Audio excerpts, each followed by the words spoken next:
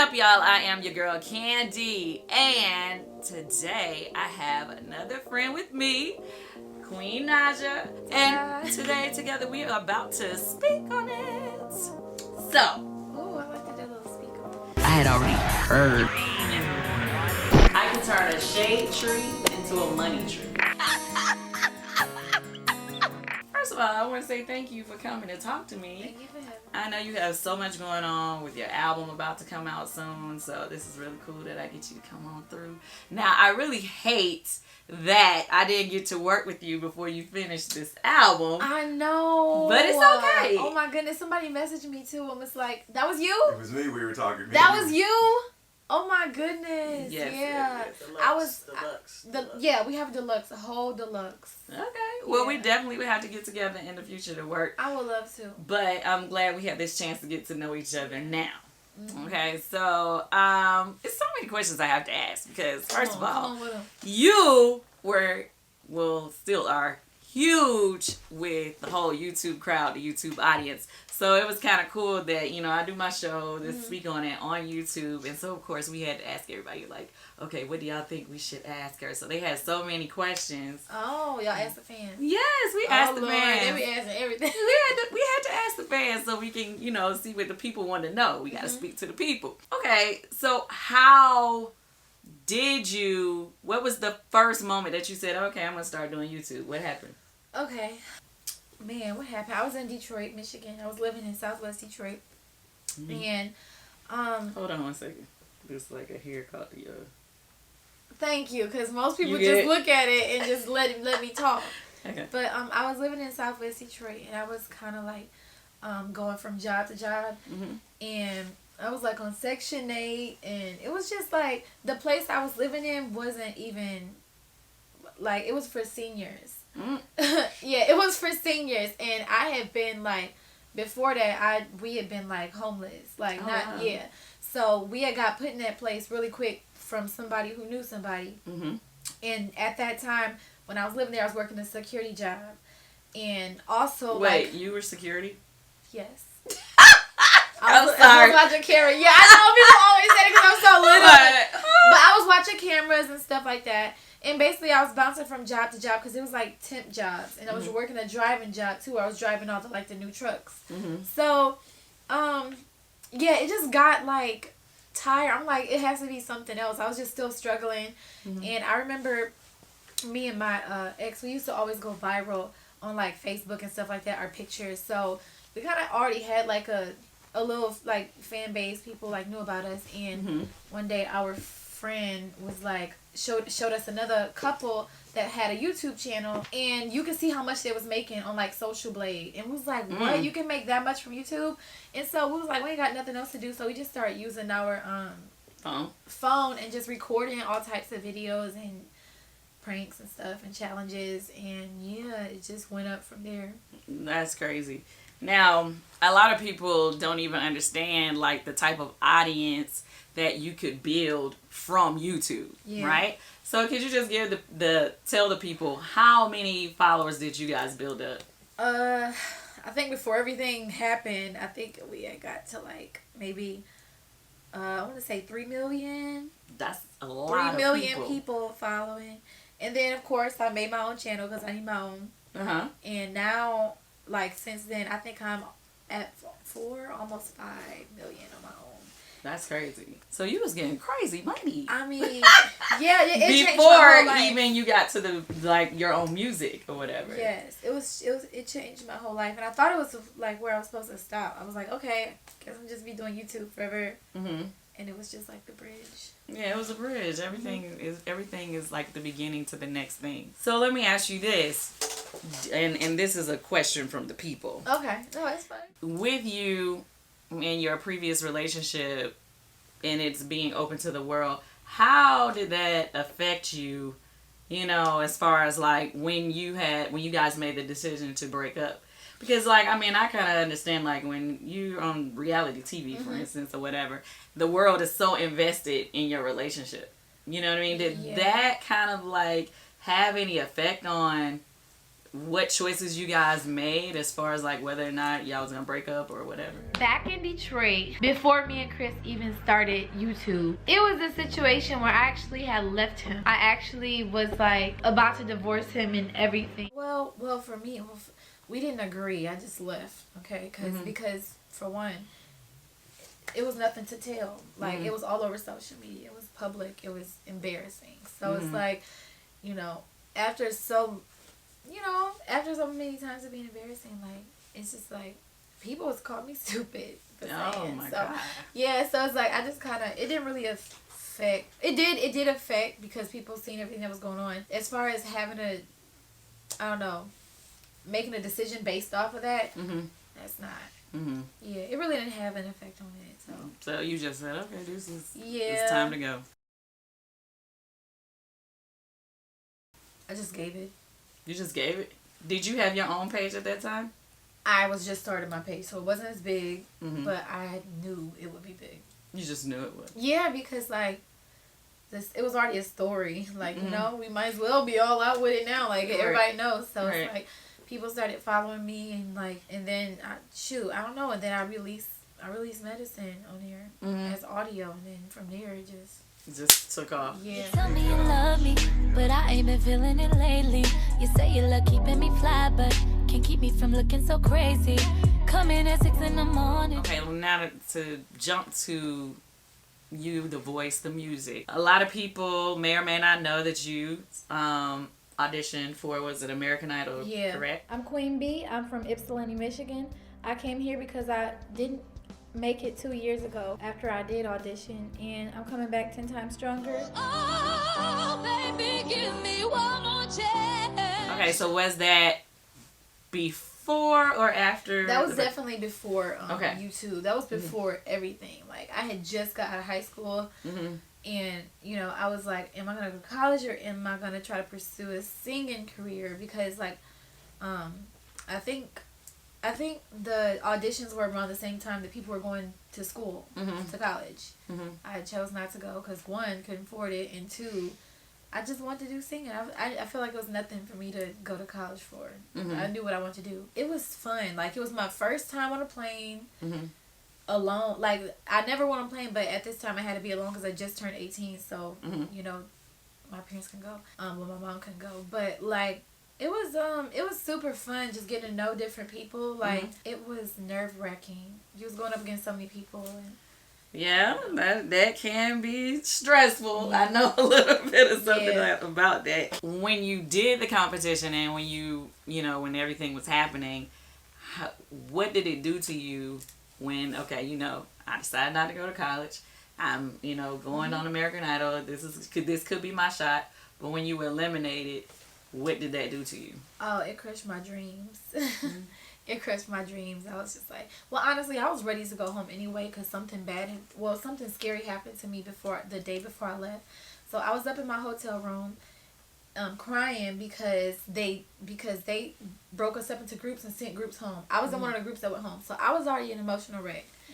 And then, like, it was my first time out of state, out of Michigan, period. I'd never been anywhere. And I was still young, so me being all crazy, like, somebody knocked on my door and I didn't look out the peephole. I just opened the door and I just said, who is it? And he was like, room service or something like that. But I ain't order no room service. So it was like this tall man with some dreads, like, trying to get in my room. And like, he was saying all this kind of crazy stuff. Like, are you okay? He was like saying stuff like, he was like, don't kill yourself. I'm like, what? I'm not even thinking about that. So I was trying to close the door and he started banging on my door, like, yelling. His voice changed. And I was like, yeah, at this point, I'm just ready to go home. I was walking around my room praying and everything. Like, I didn't care who heard me. And so I was like an emotional wreck. But at that point, I was like, yeah, maybe this is not for me. Let me just go home. But when I went home, it set in. And I was just like, yeah, I'm not going to do any more shows. I'm done with shows. Because, I had auditioned before that, too, when I was 15. Oh, really? And then I did The Voice as well. And I didn't even make the first one. So I was like, yeah, I'm done with this. So I just started kind of writing gospel music. And just, like, singing at church, singing a praise team. And I'll rise up, I'll rise like the day, I'll rise up, I'll rise unafraid, I'll rise up. Okay.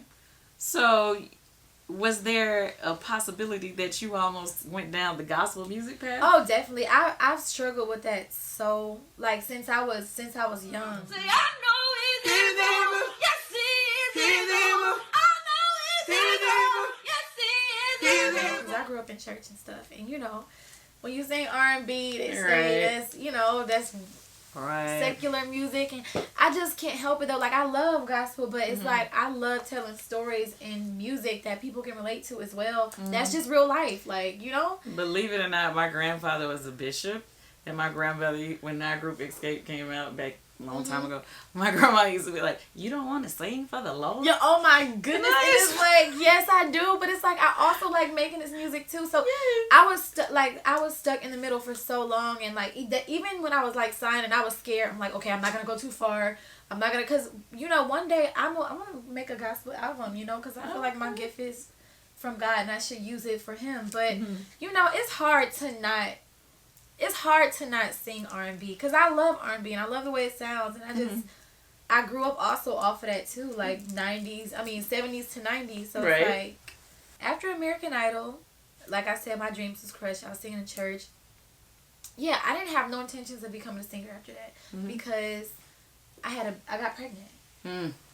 So And how was that all right, with the so church? okay, so that's why I got married. Oh, At 19. yeah. Because, you know, like, we was both in church, and, like, you know, we went to an apostolic church, so I didn't want to go in there and be, like, pregnant, and they're like, where your ring, honey? You know what I'm saying? So, like, and I just did it off of pressure. I didn't want to.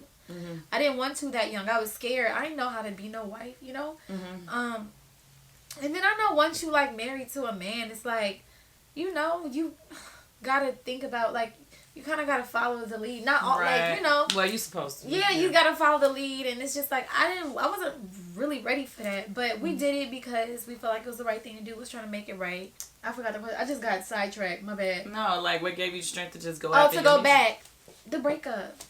Nice. The breakup. The divorce. So were you in the studio prior to the Yes, breakup? I was doing it, but like, okay, so here's the thing. I wasn't like, I was recording music just for fun. Me and him would do music together. Oh, he does music. Like, for fun, right?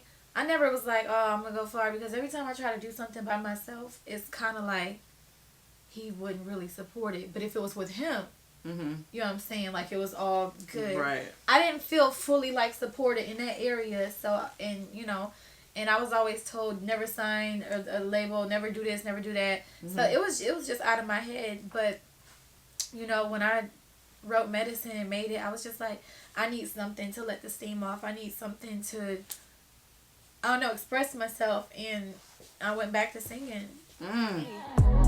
My intuition never lies. There's nothing you can never hide. Already got the screenshot, so there is no need to deny. It was meant to be. Wow, that's crazy. So, okay. Now, as a woman, I have to ask this question. Come on. After the song blew up, and it was about the relationship, correct? Yes. Okay. After the song blew up, did you have a conversation with him about it? He had something to say about it? No, I was already in. I knew once I released this song, like, you know, so you can't go back. You didn't told all your business. Now, if I go back, I'm look stupid. So yeah, I kind of did that for me, so I wouldn't, you know? Yeah, it's like a release. It wasn't really no conversation. I mean, it was just like, it is what it is. You now, in your current relationship, people, you've made it public, or people see it, you know about your relationship now. So my question is, seeing as though you've already had a public relationship in the past, what made you decide to Do it all over again? Yeah. Shoot, I mean, man, it was public from the jump. So, me and Clarence started off as friends in the, you know, messaging each other, like, through DMs and stuff like that. And we would like each other's pictures. So, like, when people seen that, you know, it automatically was public. Like, oh, look, y'all see that? Like, you know, like, so, let me tell you, it started being fan pages of us. We never even met in person. Are you serious? And they collaged our pictures together and everything. Like, they wanted this thing to, like, mesh together because they wanted so bad for me to just level up after everything. You know, we was already, like, talking a little bit, just conversing or whatever. And I don't know, like, it was just public from the jump, but people seen the chemistry on camera when we did our first YouTube video together. We did that for, because we knew the people would love it, and shoot, I mean, it's money, you feel me? So we did that, and then it just kind of, like, just kept building up, and people wanted us to be together, and we, like, fell in love, and it was just it wasn't artificial. It was real. Genuine. It was really genuine. I'm not really, like, I know it's a crazy thing to put yourself in but he was already public too. Like, he was already going viral. He had his own fan base. So it's like, I mean, whatever happens, but he's a totally different guy. More mature. And I just feel like a lot of situations he wouldn't put himself in. You know, because he has a brand too, so. Queen, our food is almost here, and we have to do a video. Okay. Let's go. Let's do this. Which is important. Yeah, so, and we have a family brand now, so he's respectful. And it's just, I don't know, like, I'm hoping, but I don't think at all, like, that anything would happen. Y'all, we finally got our food. I'm really surprised, because the food is actually, wait, let me make sure it's hot. No, it is. After your records, Karma and Medicine, you expressed out in the world, because, you know, we've been looking you up, that you kind of went through a slump musically. Is that true? Like, after Medicine, I blew up. Right after Medicine, like, I did numbers. I was charting on my own without a label. Yeah. And so when I got signed, you know, since the momentum was already there, we was like, we gotta put out something, some kind of project. Couldn't be an album because it was gonna take too long. So I put out an EP, and it was like a mix of Medicine and some songs that I had already written. So I just went and recorded them. We put it out quick, and then we toured it. Well, we toured it while I was pregnant because I had found out when I got signed. You know, right after I got signed, I was pregnant again. And so I did my tour, and I was like, okay, I'm gonna do my tour. I'm going to go home after I had a baby, take care of him, go record the album. And I had the album out by 2019. Didn't happen that way. You know, it just, people was saying, like, okay, where's more, we need more music. I was putting out singles here and there, like, but I was rushed, you know, to put out certain songs. Yeah.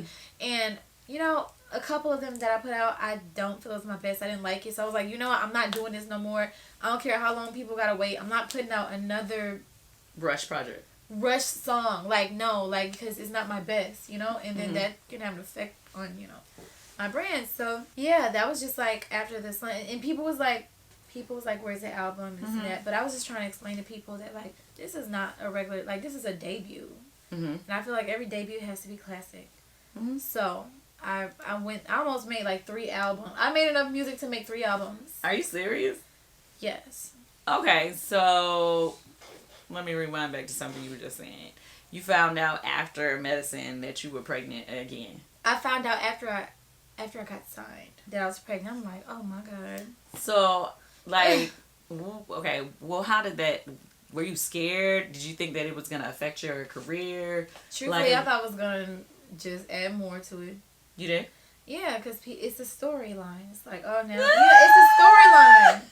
Yeah, it's like, I'm like, you know what? Let's go. Like, but, you know, I kind of didn't, from that point, I had something to prove because I'm like, you know, a lot of people would be like, you just messed your career up. And I'm just like, no, I'm gonna still do it. You know, I still toured. You still touring while you were pregnant?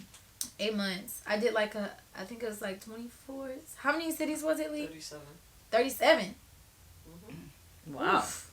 Hit 37 cities on a tour bus, like, and I was like, I can do this. It was like I had something more to prove now, like, you know? But it helped me, like, you know, be stronger and help me see that I can do more than, you know, I feel like Superwoman. Okay, so let's talk about the current album that's supposed to be dropping October 30th, right? Yes. Yes. So 10:30, that's why I was like, okay, that's a cute date because it sounds like the clock, 10:30. Yeah. You know what I mean? 10:30. Yeah, so with the album getting ready to come out, what was the process of this album? Were you writing most of it yourself or did you collaborate? What would you do? So when I started recording for my album, it was back in, I think, the summer of 2019. I was expecting to be done that fall, put it out by that fall. I had only worked with one producer because I was completely comfortable at his house. Just because, like, I could bring my kids and all that stuff. The music was great, but it was kind of like, you know, it felt like I was still trying to find my sound. I love old school music. Mm-hmm. So I'm like, you know, I'm about to bring that back and this and that. Like, Mm-hmm. you know, so I was in there writing stuff and it sounded very different. Okay.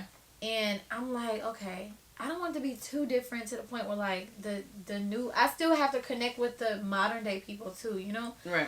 And so, you know, I was just, as I was waiting on features to get back to me, I kept listening to the album. I'm just like, nah.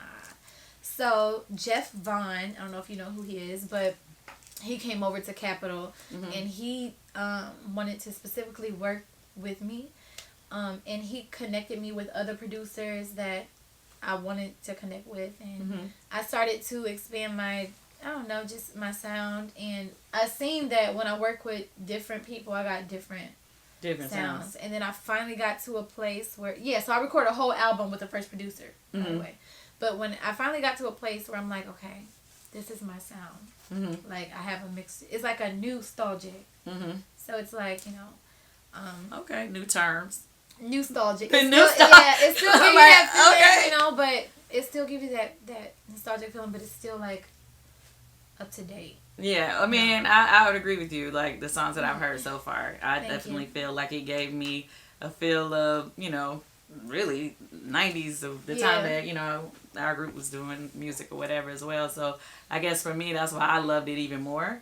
Because I was like, okay, she really Thank taking you. it back to the real singing, real, you know, real content, real subject matter that people can relate to. Right. And I love making meaningful music. Yeah, I'm really happy with my album. I'm so confident. What's your favorite songs? Oh my goodness. It's hard. But I know one of my babies is Pretend.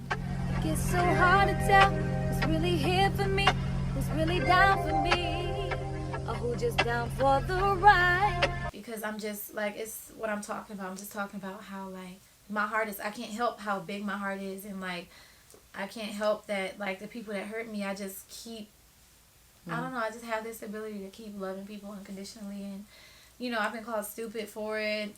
And you know, I've been called like I'm so nice and just like y'all Libras will stay with somebody forever, right? But no, not even just like just friends, and even like just people outside of relationships. It's like I'm so nice, and I have such a big heart, and like I don't know, sometimes it can get me in trouble, but I'm just asking the people just to keep it real with me, not pretend, because I'm fragile, I'm sensitive, and it's like you don't have to do that. You don't have to take advantage. Like, you know, just keep it real. So that's one of them. I don't know. I have so many good songs that I love. So what do you think is the next step for Queen Naija? The next step, after I put my album out, a deluxe album. Okay, the deluxe album. Definitely.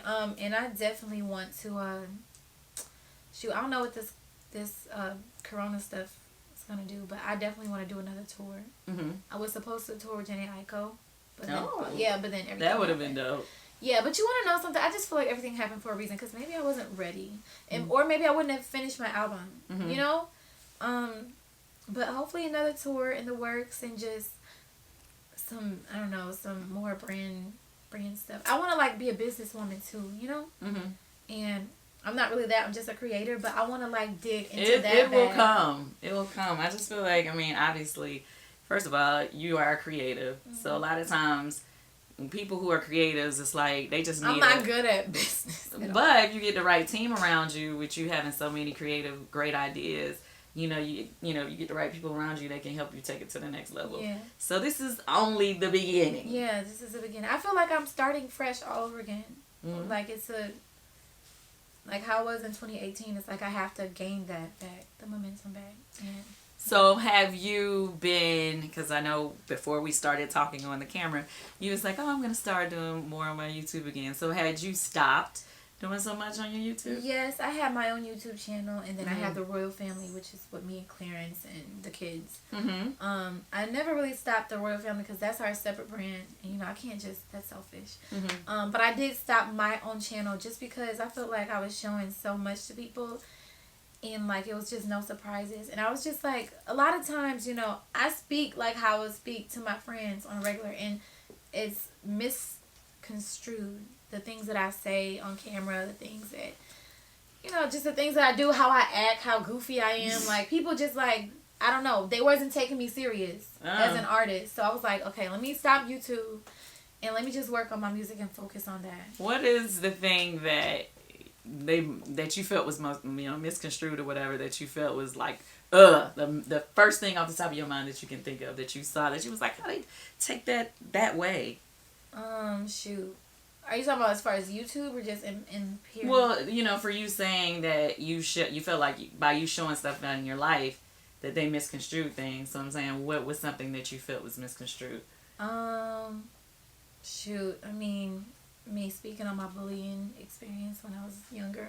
And yeah, I was speaking on that, and I was talking about the type of girls that get bullied by, and then they make me out to be a colorist. First of all, by the name of the title, you already know what I'm about to talk about. So this is gonna be the last time I talk about the subject, and I'm gonna say what I have to say, and that's gonna be that. Last year, when I was doing a video with Bianca from DMB Nation, me and her were reacting to a video that Chris and Damien were doing. They were doing a smash or pass. So basically, when it came to the brown skin girls on there, it seemed like the boys was like passing them. I made a statement on there. I said, well, Chris act like he don't like brown skin girls. Don't get me wrong, she's pretty, but I would have to pass.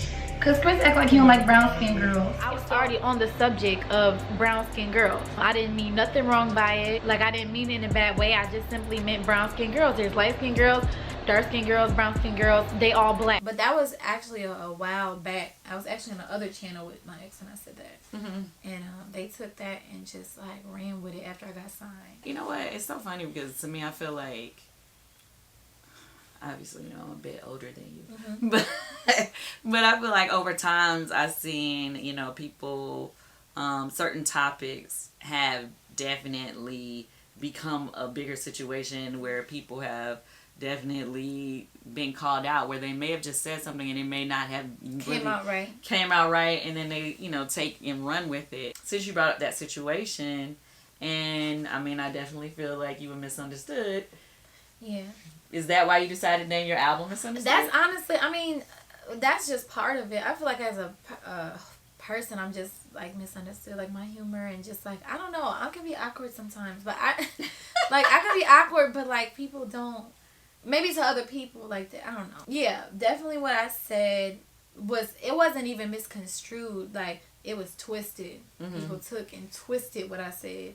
Made it the way they wanted, and so I just felt like this was a perfect album name, you know, because it's not only just that situation; it's a lot of other things. I mean, even with being a YouTuber and an artist, like they just like, oh, you know, I want them to take me serious as an artist. I feel the same way at times. You know, when you see some of the comments, it really like can get to you or whatever. But my husband, he was like, out of the millions of people that you have following you, it may be 100, 500 people, whatever it may be, in your comments saying the negative things. But it's like, you got to remember, negative people, they take out time quicker to say something or comment than the people who are rooting for you. So whereas you got these other millions who are rooting for you, and you only have these one little couple of hundred people that's just, they just like to hate. They get off on that. Some of them, like you said, it's like they're just saying stuff to make other people laugh, and they're hoping that they can be screenshot and put up, you know, like because you commented to them. So for me, you will hardly ever catch me going back and forth with somebody. I will block, delete, because like I feel like I don't want to give you any shine by, you know, every now and then they really, they may catch me on the wrong day. And I'll be like, okay, I'm ready to, I'm about to type. I'm about to light your ass up. But, you know, most of the time I'm not going to do it just because I don't want to, you know, give them any publicity. And I think about that too. That's something I do think about. Like, if I write back, this is the first comment they're going to see, and then there's going to be more people. And, you know, I will block and delete, like you said, but they will go and make another page. They make multiple pages just to say, like, really mean things. Like, and I'm like, what do you get from this? Like, I don't know. So the block and delete works sometimes, but, what? She just reminded me. I have uninstalled my app. What? Like I've deleted Twitter before. Are you serious? Not my Twitter page, but just deleted the app off my phone. Like, let me stop doing it, because this gets me in so much trouble. Like, because like on Twitter, it's like you're more free because it's like more of a talk, like status kind of where you update your status. You know, Instagram is more pictures, so ain't nobody really think. But people say stuff on Twitter, and I just be like, yo. So I've had to stop I had to stop myself from Twitter just by deleting the app. And I won't think about it. I'll actually feel like relieved after. But then I get back on like, oh, I gotta promote something, and then I'll see something else, and I just end up staying on here. So yeah, it's like a gift and a curse because you needed to promote, but then sometimes you have to deal with the craziness that goes on there. More people love you than other people that just want to hate. So just remember that. That's all. Sure. Yeah, I just had to, because I had to keep telling myself the same thing. What's the faces? Can we answer too? Would you be willing to delete apps? Oh, you trying to be funny? We're serious. I cannot delete my Instagram. Okay, I am addicted to my social media, in which you would think that I could like easily walk away from it, because like when I was in the Big Brother house, I was without it for what was it, a month and a half? No, it was like 2 months. About 2 months, close to 2 months. I was in that house. Anyway. But as soon as I came back home, I was back on it. Right. It was crazy, to not have it. I feel awkward, but now it's becoming too much. Did it help though? Not having it? Yeah, did it help you? Like no. No? Because I felt like I didn't know what was going on in the world. Like I feel like it's almost like my news source. Like I don't even watch the news. I just said, "Oh, what's happening in the world today?" Okay. But it does get to be too much. Like, say for instance, like if something is going on, or it's, let's say something, that happened on the show or something, and everybody may be coming at me negatively or about something that they don't like that I felt like I was right in. So I'm wanting to respond. So I can see how it'd be good to delete it then. Just delete it, because if you don't see it, you're not gonna like. It's really good to just guard your eye gates, man. But it's hard. But here's the other thing, though. It's like I feel like business-wise, it's like it's bad. Yeah, you need those social platforms to promote. It's crazy. You have to you have to stay relevant through social media. Yeah, I mean, it just seemed like you would feel that way because you started with the YouTube stuff, and it really blew your music up in the beginning. So I mean, I'm shocked that you would just stop. Yeah, I'm shocked too, because that was a bag that nobody could touch. Yeah, like, that was like my own bag. I was making money off of there. Yeah. For me to quit YouTube and stop my own bag, just so I can be taken more seriously in the industry. Did somebody suggest you do that? No, I just was like, you know what? It just got to be too much. I can't focus on everything at once, and I will get myself in trouble by saying stuff. Like, I just really be having to coach myself. So I was just like, let me just focus on the music. I just can't. It's too much. But I'm about to hop back on YouTube, because I didn't spend a lot of money, and I didn't need some money. I didn't spend a lot, and I'm just like, that's just my extra money on the side. Right. And that's why I was just like, when you said you just stopped, I was like, after you got millions, that's not easy. And then also you have to think about the people that started with you from YouTube. That's kind of selfish to them too, because they still want to see you. So it's like, those are diehard. Yeah, they're like, Queen. But no, the diehard ones are the people that actually understand. Okay, I know you're going to come back, but she got to focus. But it'd be a lot of people like, why would you do that? Like, that's stupid. Just, Yeah. But, I mean, as far as, like, with your music and stuff, that's just a great platform for you to be able to, like, post up. Definitely. And then they, I think it helps to show your personality, too.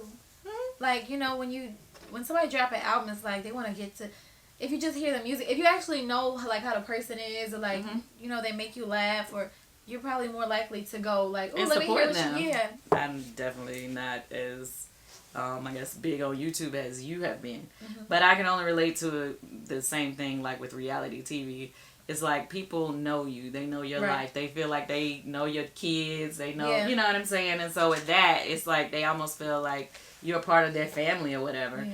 And so I feel like you're right. I feel like those people will support you more, and I definitely feel like you should still, it's a give them a little insight. It's a blessing and a curse though, because if you let just from experience, I've let a lot of people into my personal life. And then, you know, they feel like they're in the family, but they also feel like they can tell me what to do. Yeah, which is annoying. Yeah, like, they be like, you need to do this, and Queen, like, you just, delete that. Like, let me be, you know, let me do what I want. Mm-hmm. You know, they just feel like they can kind of control you in a way sometimes. You have to, like, redirect. So what made you move to Atlanta? Shoot, I was just going back and forth. I lived in Houston before this, and I was going back and forth to New York. You lived in a lot of different places. Yeah. I was in Houston for a year when I was doing YouTube. Okay. After we got our second YouTube check, we moved to Houston. Why Houston? It was between Houston and Atlanta, and I just felt like Houston had actually it was the first house that came through for us. Oh, okay. And they have some nice houses for nice prices. So we just went there, and it was really nice. And then after that, I was like, okay, I can't stay in Houston if I want to do music. You know? So I don't want to go to LA. So the only option is Atlanta. I like it. So my first son, CJ, he knows all my songs, but he's more of a dancer. So yeah, I can see him being like a backup dancer. My younger son got pipes. Really? He be like, he loves music. Like, he can be crying or whatever, and music will calm him down. If I sing to him, he's really just like in tune. And his voice is just like, I don't know. I hear something in his voice. It's like he got a little raspy. He can hit them notes when he cried and stuff. So he loves music. So hopefully, you know, they get into it. I would love for them to play an instrument because I don't know how to play any instruments, and it would be nice. I feel like we have so much in common. Yeah, I would love for my kids to play instruments. So it would be nice to start them on it. Who would I love to do a duet with? Guy or girl? It doesn't matter. It doesn't matter. Well, I mean, I just recently spoke to Keisha Cole, and I thought that it would be amazing to do something with her because I look at her as like one of the R&B greats too. When I was younger, I used to be singing my heart out to love, and I just think it would be nice to that would be a dope look. Yeah, I would like to hear that song. I would love to hear it. I mean, I think it just even meshes with Queen Naija, Keisha Cole. Yeah, it just sounds good. So. Yeah, hopefully that's in the works. Well, I appreciate you coming to sit down with me. Thank you. And anything else? Like, how can people keep up with what you're doing now? Y'all can follow me on Instagram and at Queen Naija, just my name. Twitter, you know, bear with me on there because I'm a little bit more human on Twitter. And my album is coming out 10/30, and you can go click the link in my Instagram bio to pre-save it, and I promise you will love it. I've already went there to try to download before I saw that the date was 10/30. I was like, dang, the whole album's not out yet. Yeah. But I am looking for it. But it's on pre-order. Yes. So it'll hit soon as, you know, it drops. Everybody, pre-order the album now. We'll drop the link so that you can go ahead get that. Well, thanks for tuning in, you guys. I need you to like, subscribe, share, comment, do all that good stuff. And thanks for watching. Speak on it. I had already heard. I can turn a shade tree into a money tree.